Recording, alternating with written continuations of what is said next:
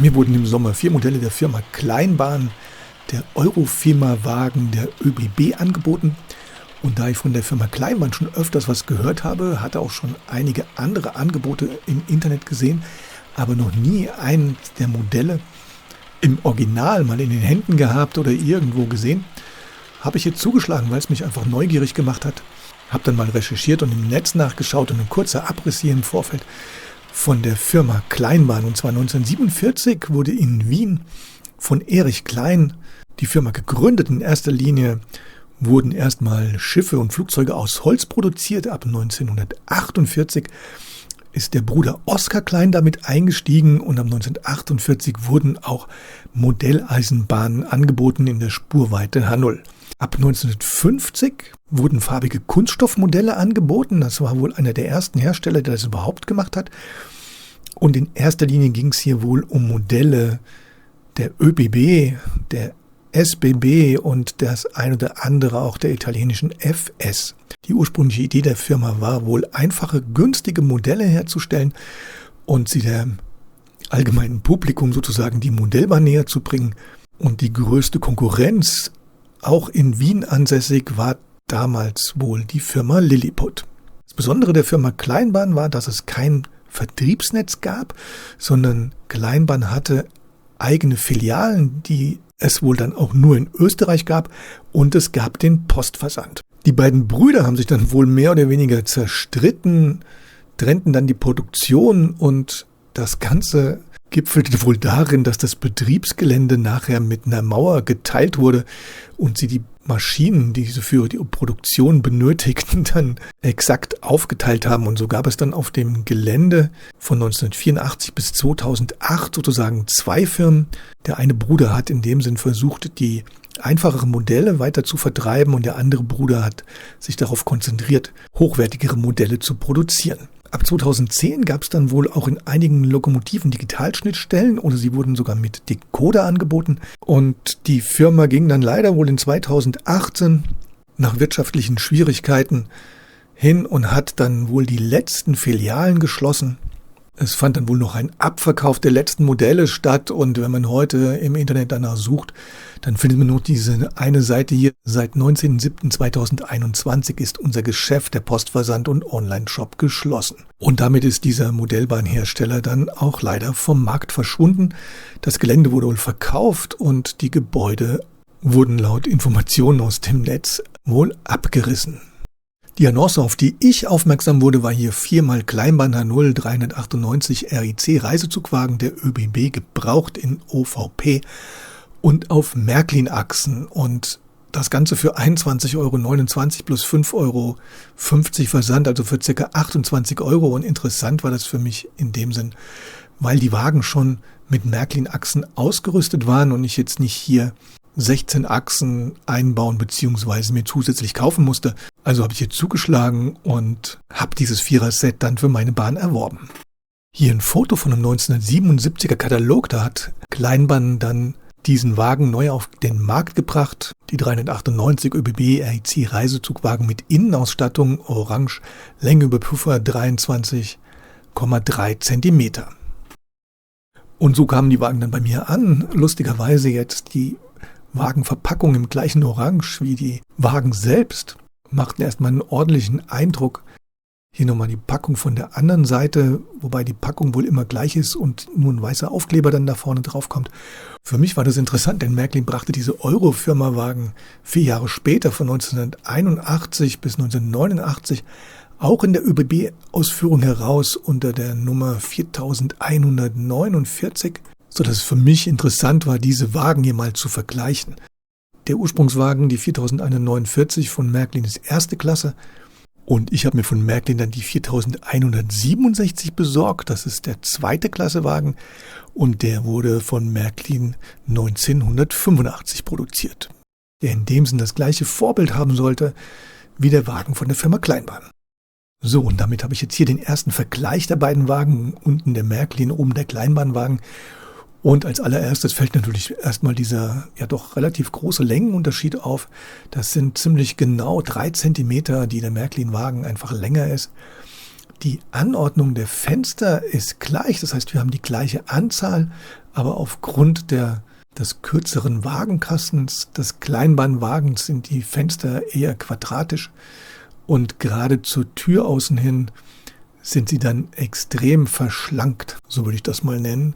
Wir haben komplett unterschiedliche Drehgestelle. Die Türen sind komplett anders dargestellt und auch die Drittstufen unterscheiden sich hier ganz erheblich. Ich habe dann mal versucht, einen Original Eurofima 2. Klasse ÖBB-Wagen zu finden. Da habe ich allerdings nicht viele Bilder gefunden. Deswegen mussten wir jetzt hier mit dieser schrägen Aufnahme sozusagen Vorlieb nehmen. Aber ich denke, man kann hier ziemlich gut erkennen, dass die Drehgestelle dann hier eher dem Märklin-Wagen entsprechen, dass die Türen jetzt nicht nur von der Größe her, der Kleinbahnwagen hat die Türgriffe sozusagen nach innen, Märklin hat die Türgriffe nach außen, so wie es auf dem Originalfoto auch ist. Und auch die Beschriftung des Wagenkastens hier in der Mitte ist bei dem Kleinbahnwagen auf der linken Seite, neben dieser Riffelung, ich weiß nicht genau, was das da darstellt, auf der Seite des Kastens. Und bei Märklin entspricht das eigentlich ziemlich dem Originalbild. Da es ja beides Eurofima-Wagen sein sollen und ich jetzt hier nicht die Ahnung habe, ob es da verschiedene Ausführungen gab, denn ich bin der Ansicht, dass Eurofima ja deswegen gegründet wurden, weil es mehr oder weniger der gleiche Wagen war, der in verschiedenen Bahngesellschaften dann gelaufen ist in unterschiedlichen Lackierungen der einzelnen Länder. Könntet ihr mich aufklären, ob es da verschiedene Versionen gab und ich jetzt einfach nicht die richtige gefunden habe oder ob Kleinbahn hier, ich sag mal, vermutet aus einem anderen Modell im Grunde genommen einen Eurofima-Wagen gemacht hat. Aber die Abweichungen sind hier schon eklatant. Und hier habe ich dann die andere Seite der beiden Wagen und hier ist dann besonders auffällig diese beiden Toiletten oder Waschräume an den Enden kurz vor den Türen, die bei Märklin hier weiß hinterlegt sind. In dem Kleinbahnwagen sind sie zumindest angeraut, sodass man da theoretisch auch nicht durchschauen kann. Habe jetzt auch nur ein Bild gefunden von einem Eurofima-Wagen. Das ist aber, glaube ich, nicht mal ein ÖBB, sondern ich glaube, es ist ein FS-Wagen. Bin ich mir nicht ganz sicher. Aber die Toiletten bzw. Waschräume sind auch im Original definitiv weiß hinterlegt. Im Grunde genommen gar kein großes Detail. Und trotzdem finde ich, dass diese weiß hinterlegten Fenster dem Wagen hier ein komplett anderes Aussehen verleihen. Hier habe ich dann nochmal die Abbildung der Stirnseiten der beiden Wagen, wobei ich das jetzt nicht ganz so ausschlaggebend finde, weil im Zugverband die Stirnseiten ja dann wirklich nur am allerletzten Wagen zu sehen sind. Ich denke mir, das kann man vernachlässigen.